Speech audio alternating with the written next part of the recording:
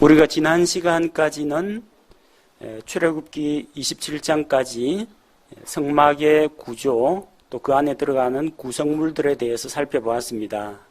그런데 오늘 28장에서는 제사장을 위한 의복들에 대해서 소개하고 있습니다. 하나님께서 이스라엘 자손에게 주신 세 가지 특별한 것이 있다면 첫째가 율법이요, 두 번째가 성막이고 세 번째가 제사장 제도입니다. 이 제사장은 하나님과 사람 사이에서 중재자 역할을 합니다. 하나님의 말씀을 받아서 백성들에게 전달하고 또 이 죄인들을 하나님 앞으로 인도하여 하나님과 화해시키는 그런 역할을 제사장이 맡게 됩니다. 따라서 제사장은 대단히 특별한 신분입니다. 그들은 거룩하게 구별된 존재이며 그들의 신분뿐만 아니라 그들이 입고 있는 그런 복장들 하나하나까지도 하나님께서 낱낱이 지정을 해 주셨습니다. 그래서 성소에서 하나님을 섬길 때에는 반드시 하나님께서 지정한 그런 복장을 착용해야만 했습니다. 1절에 보니까 제사장의 직무로 섬길 자들을 하나님께서 말씀하셨는데 아론이 대제사장이 됩니다. 그리고 아론의 자손들이 그들이 제사장 역할을 맡습니다. 아론의 4명의 아들 나답과 아비후 그리고 엘르아살과 이다말이 제사장 직무를 수행합니다. 물론 나답과 아비후는 나중에 주께서 명하지 않은 다른 이상한 불을 들이다가 주 앞에서 불이 나와서 다 죽었습니다. 그래서 엘르아살과 이다말이 제사장 직분을 맡게 됩니다. 자, 아론을 위해서 다른 제사장들하고는 차별화되는 특별한 옷을 만들게 하셨는데 오늘 우리가 거기에서 에봇에 대해서 살펴보도록 하겠습니다. 다음 시간에는 또 에봇 안쪽에 받쳐 입는 청색 옷과 제사장들이 일반적으로 입는 아마포 흰 옷에 대해서도 살펴보도록 하겠습니다. 자, 아론을 위해서 특별한 옷을 만들게 하셨는데 이 제사장의 의복은 하나님 앞에서 영광스러운 그런 직분을 나타내고 또 옷을 아주 아름답게 만들었습니다. 그래서 특별한 신분인 것을 나타내며 하나님 앞에서 그가 제사장으로 세움을 입었다라는 그런 표시로 이 에봇을 입도록 했습니다. 3절에 이 옷은 하나님께서 지혜의 영으로 충만케 하신 자들이 이 의복을 만들었습니다. 구약시대에도 하나님의 영으로 충만케 된 사람들이 있었다는 겁니다. 다만 이제 신약시대의 성령 충만하고는 조금 다르다고 보시면 됩니다. 우리 안에 성령께서 들어오셨다라는 것은 우리가 예수 그리스도의 십자가의 대속의 은혜로 구원받았다는 이야기입니다. 그리고 보증으로 우리 안에 성령을 주셨습니다. 너는 구원받은 사람이다. 구원받은 하나님의 백성이요 그리스도의 몸에 속한 자다. 그런 표시로 우리 안에 성령이 내주하시고 또 그 성령이 우리 안에서 충만하게 됩니다. 우리가 말씀과 기도에 따라서 하나님을 섬기고 그분에게 순종할 때 성령의 충만을 입게 됩니다. 이거는 우리의 구원과 영적인 성장과 관련된 측면입니다. 근데 구약시대의 성령은 구원의 문제가 아니라 사역의 문제입니다.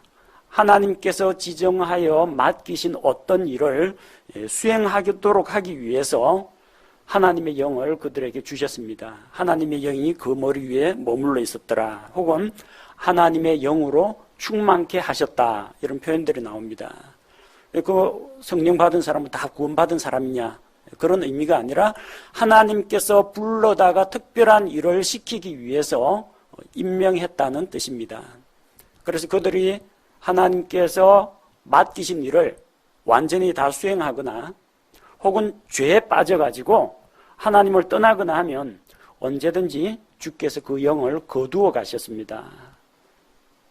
그럼 그들이 구원을 잃어버렸느냐? 구원의 문제가 아닙니다. 사역에서 배제되었다는 이야기입니다. 삼손에게 주의 영께서 임하셨습니다.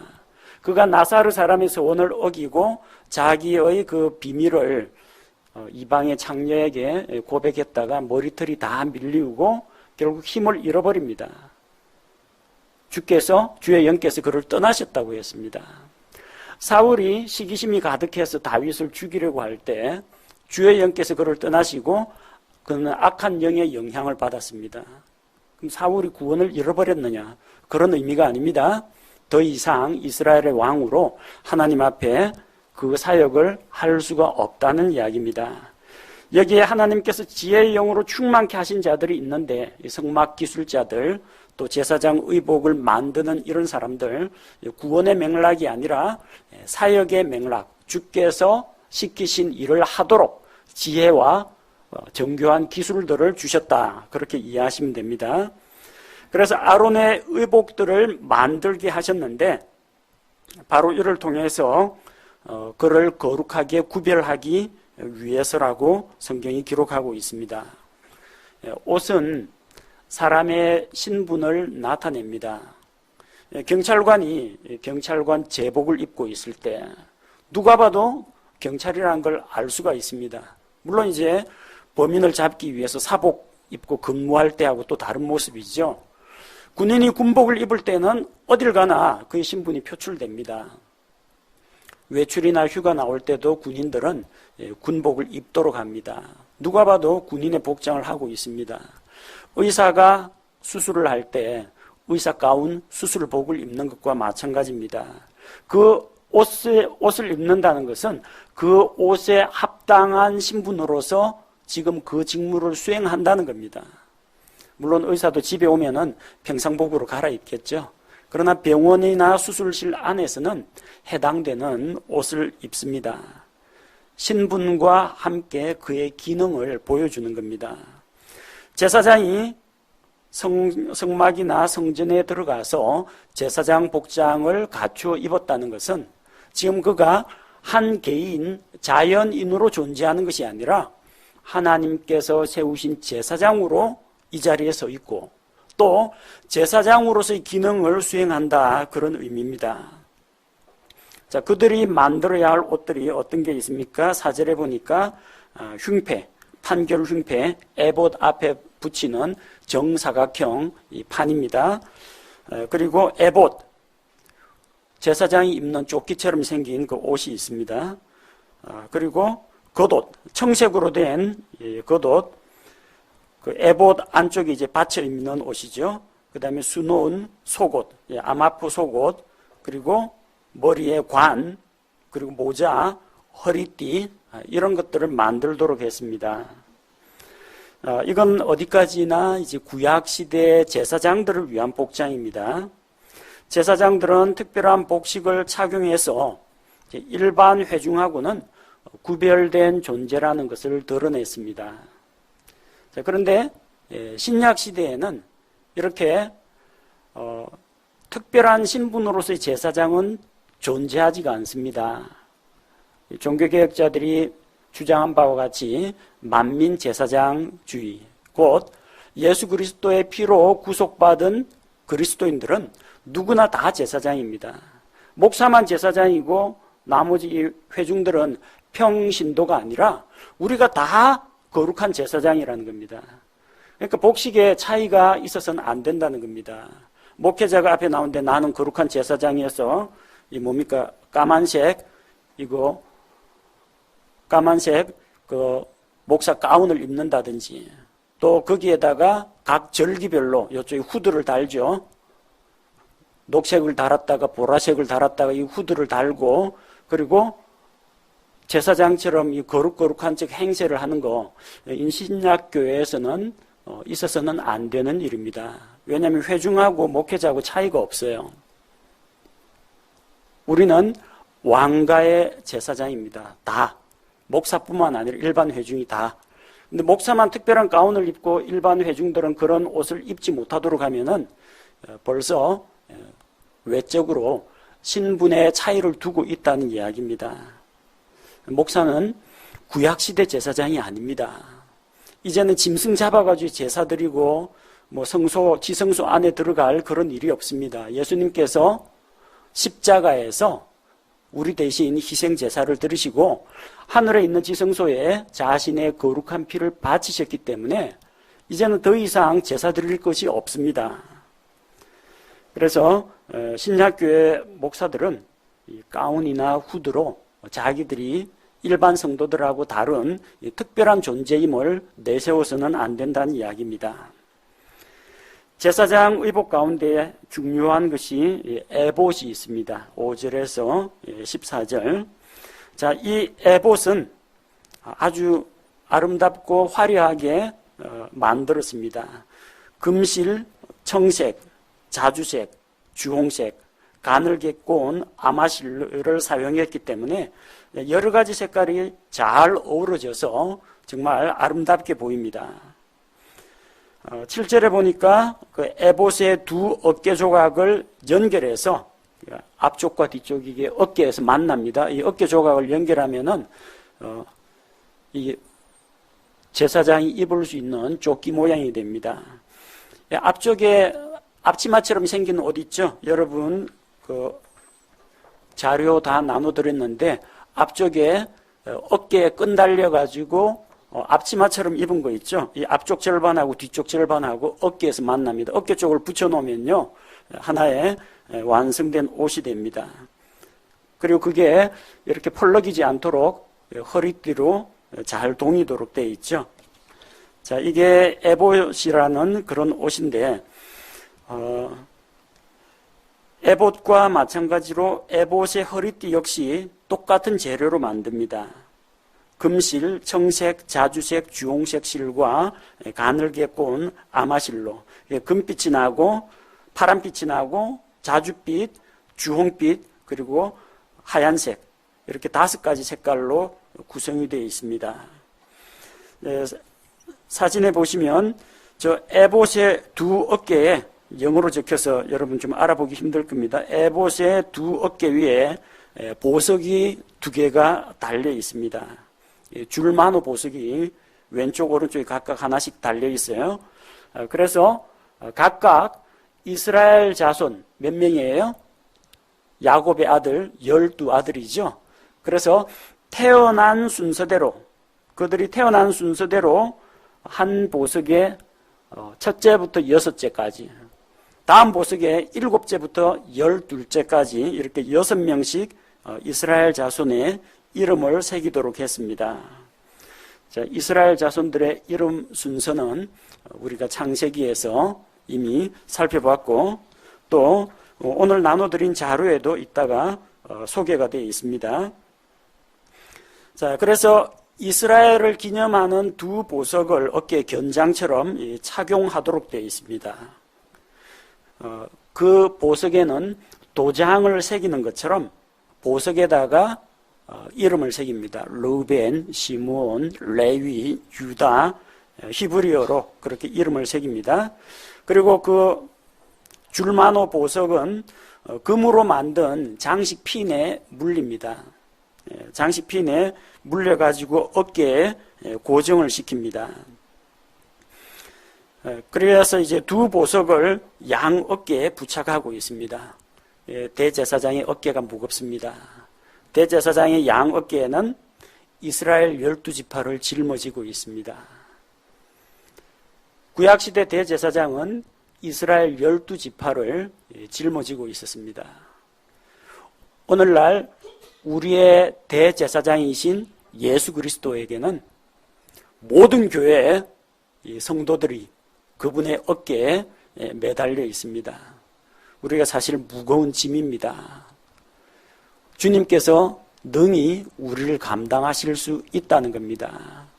12아들, 12지파가 아니라 오순절 성령 강림으로부터 시작해서 마지막 그리스도인들이 공중 휴거될 때까지 모든 그리스도인들이 대제사장이신 예수 그리스도의 어깨에 매달려 있다는 겁니다. 참으로 감사한 일입니다. 대제사장이 하나님 앞에 가서 섬기는 일을 하면요, 하나님 앞에서 항상 그 이스라엘 12지파의 이름이 그분 앞에 노출이 되어 있습니다. 마찬가지입니다. 주님께서 우리 이름을 알고 계시며 하나님 앞에서 우리 이름을 달고 하나님 앞에 나아간다는 겁니다. 김아무개, 박아무개, 이아무개 다 이름들이 다 있습니다. 하나님께서 그 이름들을 다 기억하십니다. 그리고 요 정금 장식이 달려있는 요 핀에서 순금으로 만든 이 사슬 2개가 이렇게 늘어뜨려집니다. 그래서 이 사슬 2개를 꼬아서 장식핀에 달도록 합니다. 14절에 그렇게 되어 있죠.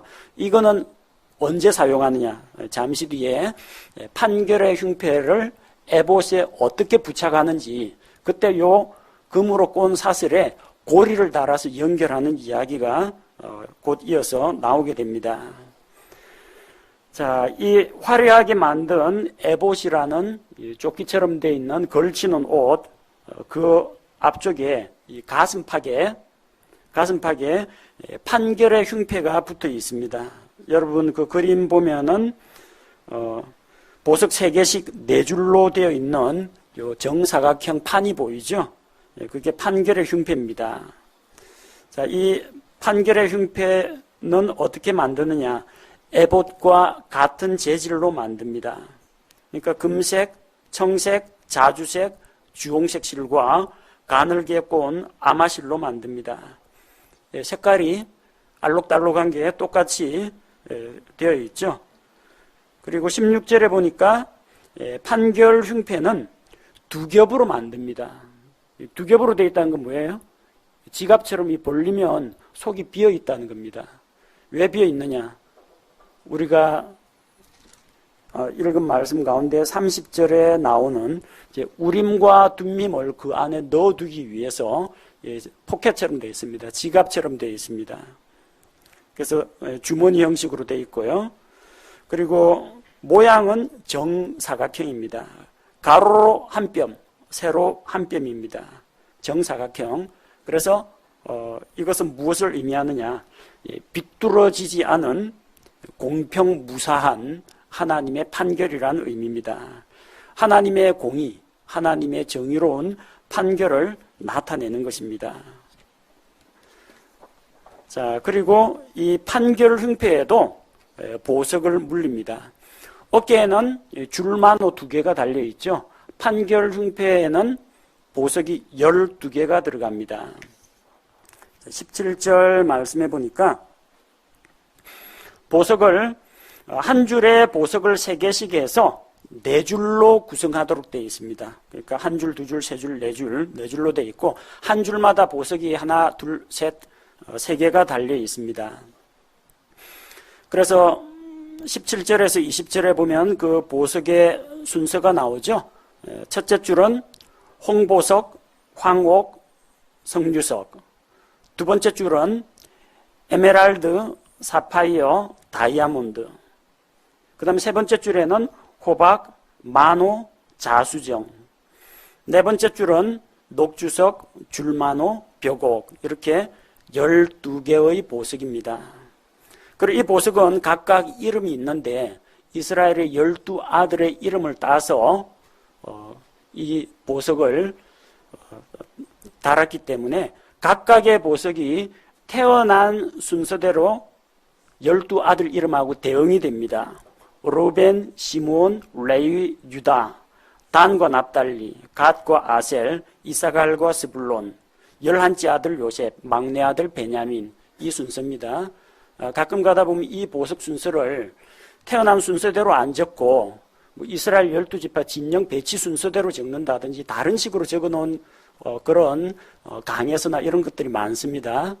그런데 이렇게 태어난 순서대로 매치를 시켜야만 각 성경에 있는 구절들이 다 조화를 이루게 됩니다.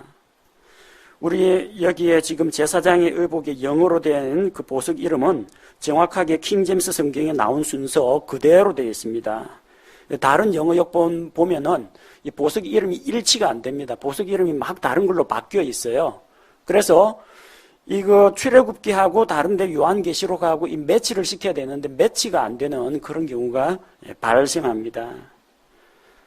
이 12개의 보석은 각각 이스라엘의 12아들, 이스라엘의 12지파를 상징합니다. 근데 이 보석 가운데 3개의 보석이 요한계시록 4장 3절에 등장합니다.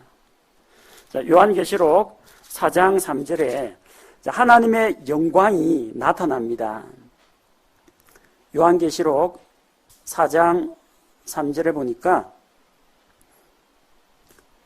자, 사도 요한이 공중으로 체에 올라가서 하늘에 있는 한 왕좌 앞으로 나아가는데 왕좌에는 한 분이 앉아 계십니다. 앉으신 분의 모습은 벽옥과 홍보석 같고 왕좌 둘레에 무지개가 있는데 보기에 에메랄드 같더라. 자, 이 왕좌에 앉아 계시는 분은 주 하나님이십니다. 여호와 하나님이십니다. 어린 양 예수 그리스도는 5장 7절에 보면은 그분께서 나아오사 왕좌에 앉으신 분의 오른손에서 그 책을 취하시니, 앉아 계신 분에게서 책을 취하신 분이 어린 양 예수 그리스도입니다. 그러니까 앉아 있는 분은 예수 그리스도가 아니라 주 하나님, 여호와 하나님이십니다. 그런데 예수 그리스도는 이는 하나님의 영광의 광채시요 그 본체의 정확한 형상이라고 했습니다. 히브리서 1장에서.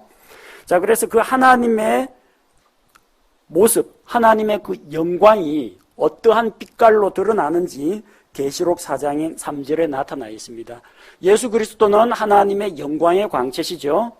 그러면은 그리스도의 영광의 광채가 어떻게 표현되어 있느냐? 벽옥 같고 홍보석 같고 에메랄드 같다고 했습니다. 자, 벽옥 나눠드린 프린트물 보십시오. 벽옥은 몇 번째 보석이에요? 12번째입니다. 베냐민. 베냐민이 무슨 뜻이에요? 원래는 베노니였죠. 베노니, 슬픔의 아들. 이름을 베냐민이라고 야곱이 고쳐서 불렀죠. 오른손의 아들. 하나님의 왕좌 오른편에 계신 예수 그리스도를 나타냅니다. 자, 또 홍보석이 있습니다. 홍보석. 홍보석은 몇 번째 보석이에요? 첫 번째 르벤의 보석입니다. 맏아들입니다. 예수 그리스도는 하나님의 처음 난 자, 하나님께로부터 처음 나신 자 예수 그리스도십니다. 골로새서 1장 처음 나신 firstborn, 처음 나신 예수 그리스도를 나타냅니다. 보기에 에메랄드 같다고 했습니다. 에메랄드는 둘째 줄에 있습니다. 네 번째 보석이죠. 에메랄드는 유다 지파의 보석입니다. 예수 그리스도는 이제 유다 지파에서 태어나셨습니다. 유다 지파를 통해서 오셨고 계시록 5장 5절에도 보니까 장로들 중에 한 사람이 내게 이르되 울지 말라. 보라 유다 지파의 사자 라이온, 동물 사자입니다. 곧 다윗의 뿌리가 이기셨으므로 그 책을 펴며 그것의 7봉인을 떼시리라 하더라. 곧 유다 지파를 통해서 오신 예수 그리스도를 나타냅니다. 요한계시록 4장 3절에 나오는 이 세 보석은 구약시대 대제사장이 가슴에 달고 있던 그 보석입니다. 그 가운데 예수 그리스도의 영광의 형상을 나타내는 르벤, 유다, 베냐민의 보석이 계시록에서 인용이 된 것입니다. 자, 이런 것들을 보면은 이 구약 성경과 신약 성경이 얼마나 오묘하게 연결이 되는지 알 수가 있습니다. 모세가 이거 기록하면서 자기 생각으로 기록한 거 아닙니다. 하나님께서 영감을 통해서 기록하게 하셨습니다. 모세가 나중에 사도 요한이 이거 쓸 거를 알고 예상해서 이렇게 자기 마음대로 보석 이름 적어 놓은 게 아닙니다. 사도 요한도 이 모세의 기록을 읽어보면서 그거 쫙 맞추려고 억지로 묘사할 때 뭐 같고 홍보석 같고 에메랄드 같고 짜 맞춘 거 아닙니다. 한 성령께서 영감을 통해서 각 저자에게 기록하도록 하셨기 때문에 내용이 놀랍게 일치하고 조화를 이루는 겁니다. 그래서 우리는 대제사장의 에봇에 있는 그 판결 흉패 거기에서 우리 주 예수 그리스도의 영광을 발견할 수가 있습니다. 이 판결 흉패는 애복과 같은 재질로 만들어졌는데 어쨌든 이 주머니 모양으로 생긴 두 겹으로 되어 있는 이 사각형의 틀입니다. 요걸 에봇에 붙여야 되거든요. 어떻게 붙이느냐? 자, 22절에 보니까 순금으로 꼬은 것의 끝에 사슬을 달아서 흉패에 연결을 하라고 했습니다. 그럼 흉패 쪽에는 뭐가 나와 있느냐? 23, 24절에 보니까 흉패 위에 금고리 두 개를 만들어 달고 그것에 금으로 꼬은 사슬을 단다고 했습니다. 그래서 앞쪽에 어깨 그 장식에서 14절이죠.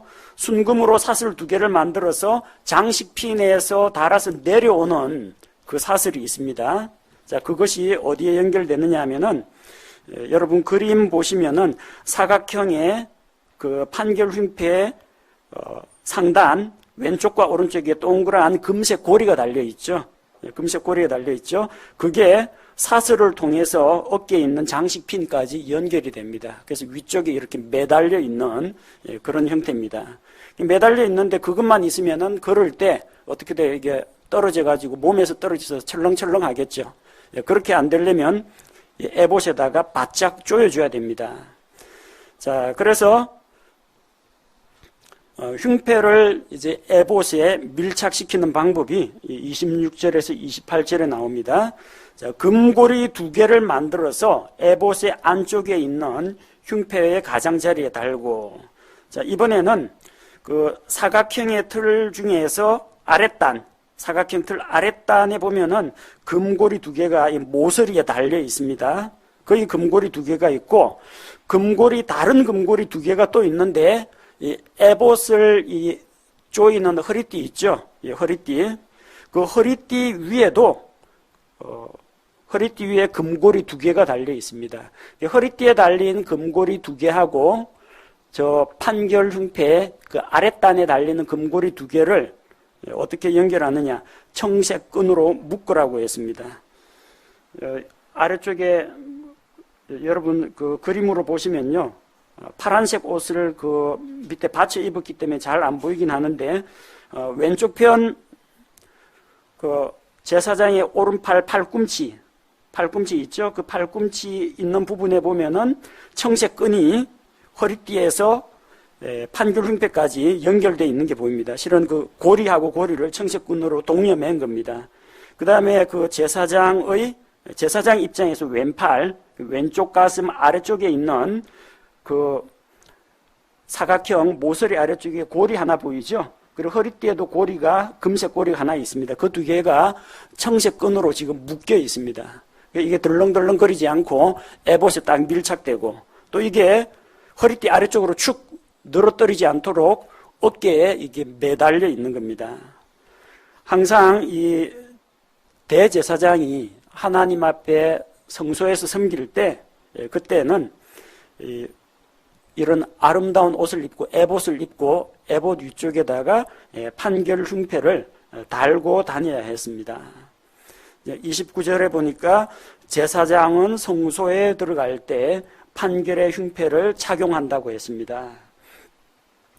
그래서 제사장은 이스라엘 자손들의 이름을 자기 가슴에 달고 다닙니다.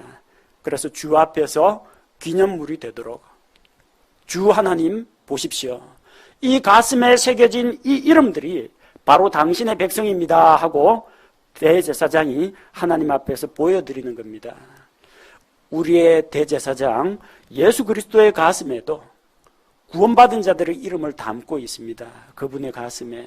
그래서 하나님께서 내가 구원받은 그리스도인 아무개를 아노라. 예수 그리스도께서 아시기 때문에 아버지 하나님께서도 이제 아시는 겁니다. 자, 이 에봇 판결 흉패는 본문 29절에 나오는 것처럼 어디에서 착용하느냐? 성소에서 착용합니다. 아론이 성소에 들어갈 때는 성소에서 착용합니다. 주의 깊게 읽어야 됩니다. 지성소 아닙니다. 성소에서만 착용합니다. 지성소 들어갈 때는 청색 옷, 에봇 옷 이거 다 벗어두고 갑니다. 지성소 들어갈 때는 언제예요? 속죄일에 들어갑니다. 속죄일은 이런 화려한 옷 안 입습니다. 하나님 앞에서 삐까뻔쩍하는 옷 입고 지성소 들어가면 안 됩니다. 그때는 그야말로 하나님 앞에서 순수한 인성을 상징하는, 또 하나님 앞에서 흠없는 성도임을 상징하는 아마포 새하얀 옷을 입고 들어갑니다. 대제사장은 지성소 들어갈 때 화려한 제사장 의복은 다 벗고 하얀색 아마포 옷을 입고 들어가도록 되어 있습니다. 자, 그렇기 때문에 이거는 지성소 복장이 아니고 성소의 복장이라는 겁니다. 자, 그리고 또 중요한 게 한 가지 남았네요. 30절에 나오는 우림과 둠밈. 본문의 말씀해 보니까 우림과 둠밈을 판결의 흉패 안에 넣으라고 했습니다. 판결의 흉패는 그냥 판이 아니라 아까 두 겹으로 만들라고 했어요. 파우치입니다. 파우치. 주머니가 되어 있어요. 그 안에 우림과 둠밈을 넣어둡니다. 우림과 둠밈이 뭐냐? 정확하게 알려진 바는 없습니다. 다만 이제 우림이라는 그 말 뜻은 빛이라는 뜻입니다. 빛이라는 것은 하나님의 완전한 계시를 이야기합니다. 하나님께서 빛을 주지 않으면 우리는 아무것도 볼 수가 없습니다. 성령께서 이 말씀에 조명을 주지 않으면 우리가 이 말씀을 깨달을 수가 없습니다. 그래서 우림이라는 것은 하나님의 계시를 의미하고 둠밈이라는 말은 완전하다는 뜻입니다. 하나님의 완전한 지혜를 의미합니다. 우림과 둠밈은 무엇을 의미하느냐? 하나님의 뜻이 무엇인지 계시를 통해서 완전한 지혜를 보여주십시오, 이런 뜻입니다. 그래서 성경학자들이 추론을 하기로는 아마도 이 안에 우림과 둠밈에 해당되는 어떤 우리식으로 하면 이제 뭐 바둑돌 같은 어떤 색깔이 있는 돌 두 개를 넣어두고 할까요 말까요? 적을 치러 갈까요 말까요? 이렇게 하나님 앞에서 물으면서 제사장이 그 중에서 주의 완전한 계시를 통해서 하나님의 지혜를 보여주십시오 하면서 그 안에서 제비뽑기를 하는 겁니다. 그래서 하나님께 우리가 물어보자 할 때 에봇을 이리로 가져오라. 사무엘기 보면 나오죠. 그게 그 이야기입니다. 제사장의 에봇 안에서 제비뽑기를 하는 겁니다. 그게 정말 어떤 뭐 색깔이 있는 두 개의 돌일지 아니면은 그게 어떤 주사위와 같은 뭐 그런 것이 들어있는지는 정확히 우리는 알지 못합니다. 다만 이 구약 시대에는 하나님께서 자신의 뜻을 사람들에게 보여주는 한 방법으로서 제비뽑기를 허락하셨다는 겁니다.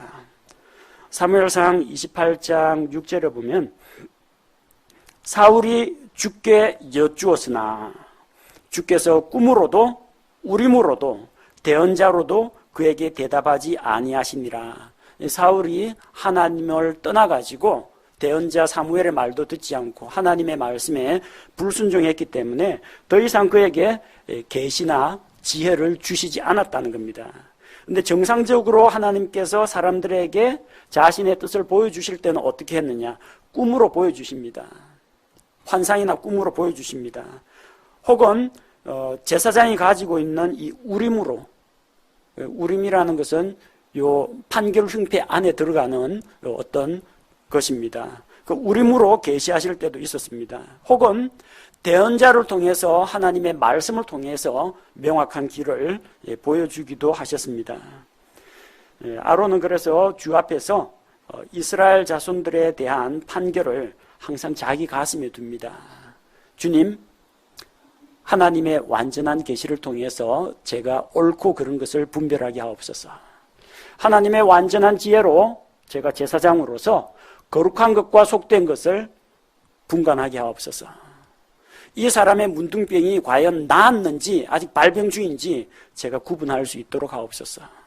요 음식물이 하나님 앞에서 이 백성들이 먹어도 되는 합당한 음식물인지 아닌지 판결을 할 수 있는 지혜와 계시를 주옵소서. 항상 제사장은 하나님께 물어봐야 됩니다. 제사장이 자기 혼자서 이래라 저래라고 결정 내리는 게 아닙니다. 제사장은 무당이 아닙니다. 하나님께서 그에게 말씀하시고 또 백성이 제사장에게 물으러 나오면 제사장은 지식을 가진 사람으로서 하나님의 지혜를 구하는 자입니다. 그래서 항상 이 제사장은 주 앞에서 옳고 그른 것을 판결합니다. 정하고 부정한 것을 판결합니다. 그래서 판결의 흉패를 가슴에 차고 다니는 겁니다. 베드로전서 2장 9절은 구원받은 그리스도인들이 왕가의 제사장이라고 기록하고 있습니다.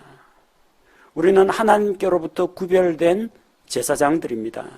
목사뿐만 아니라 이 자리에 앉아 계신 우리 성도들 전부가 하나님 앞에 다 제사장입니다. 거룩하게 구별된 자로서 거룩한 삶을 살아가야 합니다. 하나님께서는 자기 백성이 바른 진리를 따라 살아가기를 원하시고 또 그 진리를 백성들에게 가르치기 위해서 왕이나 제사장이나 대언자들을 세우셨습니다. 제사장의 가슴에 있는 네모 반듯한 판결 흉패처럼 하나님의 진리의 말씀은 조금도 이지러짐이 없고 언제나 의롭고 공명정대합니다. 우리는 모든 것을 판단할 때 하나님의 완전한 계시, 또 하나님의 완전한 지혜를 담고 있는 성경 말씀에 비추어서 모든 것을 판별하고 또 판단하는 그런 성도들이 되어야 합니다.